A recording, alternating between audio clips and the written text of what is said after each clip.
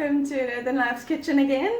We're going to be making a beautiful cake today. It's a pear and almond cake that I'm really excited about. I got sent a gift from Alpro, and we're going to be using one of their roasted almond milks to make this. So let's get right into it. To start, we need a cup of milk.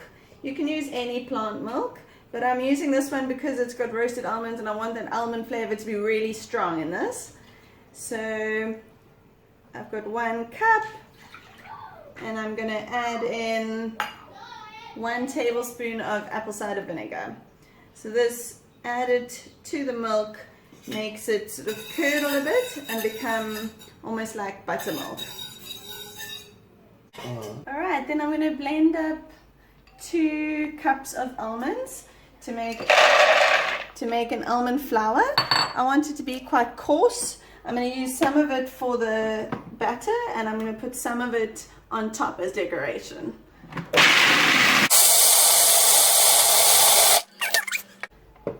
So that's about the correct coarseness that we're looking for. Alright, so now I'm going to add 2 cups of cake flour, 1 cup of the ground almonds, and then I've measured out 2 teaspoons of baking powder and 1.5 teaspoons of bicarb. That goes in with 3/4 cups of sugar. So I've cut the sugar back quite a bit on this one. Yeah, I just enjoy it a little bit less sweet. We're going to get some sweetness from the pears as well, so I think this is fine. And then I've got 2 teaspoons of cinnamon, so I want to bring in some nice spiciness to it. And then 1 teaspoon of salt. Don't forget the salt. Just give it a little stir, and we can get onto the wet ingredients. Okay, so now we're going to mix the wet ingredients together.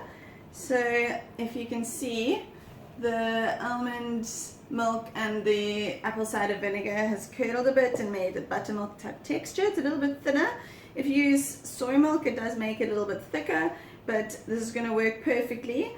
So I've got the almond milk, and then I'm going to add 1/2 cup of canola oil. You can also add melted coconut oil or olive oil if you'd prefer, whatever oil you'd like to use.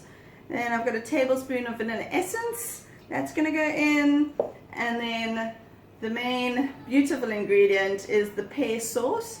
So this is 2/3 of a cup, and I'm going to put that in.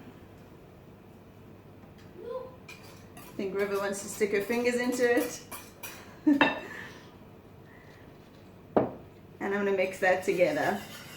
Then I'm just going to add the 1/2 cup of boiling water in. I'm going to mix this together, and then I'm going to add it into my dry ingredients. Alright, so I'm going to mix the wet ingredients into the dry ingredients. Give it a nice whisk. Turn it into a beautiful batter.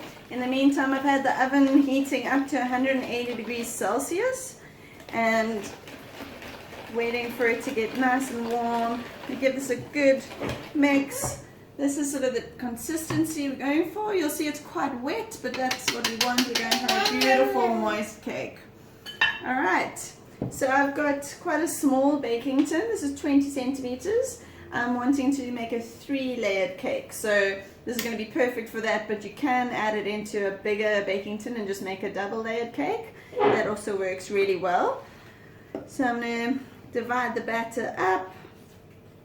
And I'm going to bake my top layer first.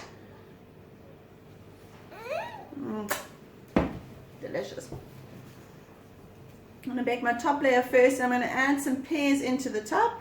Just add them into the batter and let them cook in just like that in the oven. Add a little bit more into this layer. And I'm going to pop it in the oven. Each layer for about 30 minutes. I baked the top layer for a little bit longer because of the pears. It adds a bit of moisture, so it took a bit longer, to do about 45 minutes. Yeah, and then I made an icing sugar. So the icing is made with vegan margarine or vegan butter, some icing sugar. So it's about a 1/4 cup of margarine or butter, 2 cups of icing sugar, and about 2 or 3 tablespoons of the roasted almond milk.